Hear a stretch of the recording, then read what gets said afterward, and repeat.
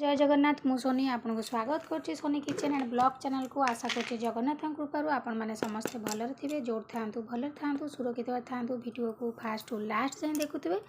जदि पसंद आसला गोटे लाइक करेंगे, फ्रेंड सहित शेयर करेंगे, आउ चैनल जदि नुआ अच्छा चैनल गोटे सब्सक्राइब करने। तो डे नगर चैनल स्टार्ट करवा। आज टिप्स अच्छी आपणकर फेस को लेकिन जो रेमेडी आपण हाथ पादरे लगे पारे। टैनिंग पड़ जाऊ जदि हाथ पाद तो पिठी जगह जो सीझी जाए टैनिंग पड़ जाए तो आपड़ से सब जगार लगे पारे। तो प्रथम जिन देखो ये मुझे ग्राम फ्लोर बेसन हूँ आपणकर डेड स्किन सेल को रिमूव करता है। बेसन स्किन को पूरा स्मूथ करता है। ये जो बेसन रे आपणकर anti bacterial property and anti inflammatory property अच्छी, जोटा कि आपणकर आक्ने को दूर करता है। स्किन रू फेस रू बैक्टीरिया को सब मारी था। स्किन को इंस्टेंट ग्लो करने हेल्प करता है। तो डार्क स्पॉट सब रिमूव करता है।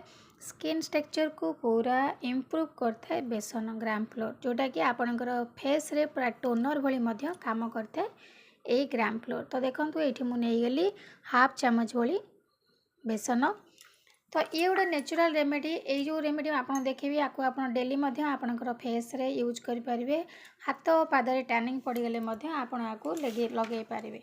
तो तापर देखो नेक्स्ट जिनस नहीं जावा ये सुगर चीनी आपणकर डेड स्किन सेल को रिमूव करता है। फेस रे आपणकर पूरा स्क्रब भली काम कर बहुत पुराना जमी थिबा मैला को रिमूव करिवो ए चीनी। तो बहुत किसी गुण अच्छी। तो चीनी आम एमती रुआ रुआ जदि नबा ताले आपणकर स्क्रब भली भल काम करिवो। आमे तले गोड़ेबा टिके अधा अधा सुगरटा आपणकर मेल्ट करिवो, आउ जो टिके टिके रहइबो से आपणकर स्किन ने पूरा स्क्रबर भली काम करथाय। तो तापर देखंतु एठी मु नै जाइछि लेंबू रे आपणकर विटामिन सी अच्छी। स्किन ने टोनर भली काम करिवो, स्किन को ब्राइट मध्य करिवो। स्किन रे एक्स्ट्रा ऑयल जो था एक्सेस ऑयल ताकू बाहर करता है। आपणकर फेस रू पूरा आक्ने को दूर करिवो। तो लेंबू रे आपणकर एंटीसेप्टिक प्रॉपर्टी अच्छी। स्किन रे इन्फेक्शन को मध्य दूर करता है। तो लेंबू आपणकर फेस को इंस्टेंट ग्लो करने हेल्प करिवो। आपणकर टैनिंग पड़ जाइथिबा हाथ पादरे मध्य एमती लेंबू रस व्यवहार करके लगे पारे, जहाँद्वारा कि बहुत बढ़िया काम दब। स्किन स्ट्रक्चर को पूरा चेंज करने माने हेल्प करिवो, पूरा चेंज करदब आपणकर स्किन को। स्किन रे पूरा इंस्टेंट जो ग्लो कहती, तो लेंबू आपणकर स्किन रे ग्लो आनिवो। तो ये देखो मु लेंबू रू एठी मंजी काढ़ी नौची। मंजी काढ़ी आम एठी 4 ରୁ 5 बुंदा पकई नवा लेंबूर रस। तो देखो ये बेसी पकेबानी, जस्ट आमर एतिकी पकेले भी आमर हो। तो आम से ही पकई नवा जी आमको दरकार अच्छी। तो तापर चलो देखिए ये आपको नेक्स्ट जिनस देखेबी। देखो ये नेक्स्ट जिनस नहीं कोकोनट ऑयल नड़िया तेल। पूरा यहाँ प्योर नड़िया तेल। आप घरे बनाऊा नड़िया तेल नहीं पारे, ना तो मार्केट में नड़िया तेल ने। तो देखो ये आपणकर मेन हेल्प करिवो आपणकर फेस रे पूरा आपणक फेस को मॉइस्चर रखिवो। तो स्किन को पूरा सॉफ्ट रखिवो, स्किन को हाइड्रेट रखिवो। आपणकर स्किन रो पिगमेंटेशन को दूर करिवो। पिगमेंटेशन हाइपर पिगमेंटेशन को दूर करके आपणकर फेस को इंस्टेंट ग्लो करने हेल्प करिवो यही कोकोनट ऑयल। तो देखो ये आम जो जिनस जाक नहीं गले, तो सबू जाक जिनस को ये आम भल भाव में मिसई नवा। मिसई ना द्वारा कौन हम ना बहुत बढ़िया से मिसेवा, जद्वारा कि आपणकर जो सुगरटा आम नहीं से अधा अधा मिसीज मेल्ट कर। तो देखो ये आम जो नहीं टेक्सचरटा पूरा ठीक अच्छी। ये भाव में आप बनई ने बेसी मोटा नहीं कि माने बेसी पूरा बोइला भाई पतला करेंगे। तो देखो ये भाव में आप भल से प्रथम मिसई नियंतु, जमती सुगरटा आपणकर अधा आधी मेल्ट कर। आपणकर फेस रे आपको लगे ने, खाली फेस रे ना आपको हाथ पादर लगे पारे, जहाँद्वारा कि आपणकर खरारे पदा को बाहर जो टैनिंग पड़ जाऊँगी से टैनिंग गुड़िक दूर हम। तो ये देखो मुझे आपको फेस रे लगे देखे हाथ लगे देखे नौ आपड़ यही भाव में आपणकर फेस रे लगातु। लगे द्वारा कौन हम ना आपणकर टैनिंग जो फेस को भल भाव धोई ने, धोई सारिकी आपणक फेस रे लगेबे। कौन से मेकअप रखिकी आपणक फेस रे आपको लगेबेनी।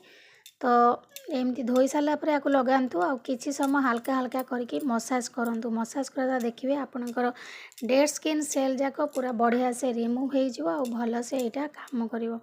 तो यही भाव में आप हाथ पादरे टैनिंग पड़ता जगार आपको भल भाव में लगातु लगेकि एमती हल्का हल्का करके मसाज करूँ मसाज कर द्वारा आपणकर आम जो सुगरटा नहीं आपणकर डेड स्किन सेल को रिमूव करके आपणकर स्किन को पूरा भल से ग्लो करने हेल्प कर।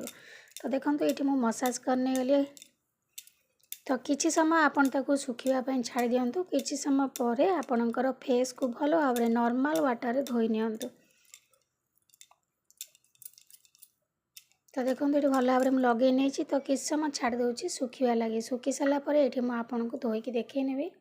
एबे देखो मु 15 ରୁ 20 मिनट रखी बेस समय रखिनी तो धोइला पर देखो आप इंस्टांट केमती ग्लो कर दुटा जाक हाथ को देखला आपन पूरा फरक निजे ही जानीपारे पूरा आपण सामने लाइव रिजल्ट। तो देखो केते सुंदर भाव में गोटे थर रे ग्लो करुच्ची। तो आपन जदि कंटिन्यू आपको व्यवहार करेंगे किसी ना भी सप्ताह को 2 थर ना थे यदि व्यवहार करेंगे देखिए आपणकर फेस पूरा इंस्टांट ग्लो करवा आरंभ हो आपणकर फेस टेक्सचर पूरा चेंज हो।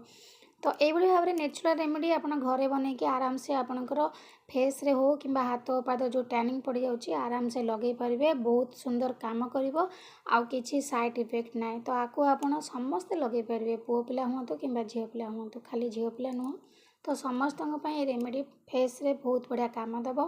हाथ पाद जो खरारे गले टैनिंग पड़ जाऊँगी तो से जगह आप लगातु देखिए आपणकर हाथ पाद इंस्टांट ग्लो करवा आरंभ हो।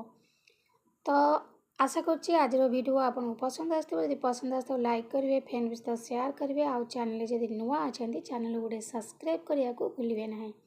तो आज मुझे विदाय नौ पुणी देखा आपण सहित नेक्स्ट वीडियो से पर्यंत रोचे नमस्कार जय जगन्नाथ।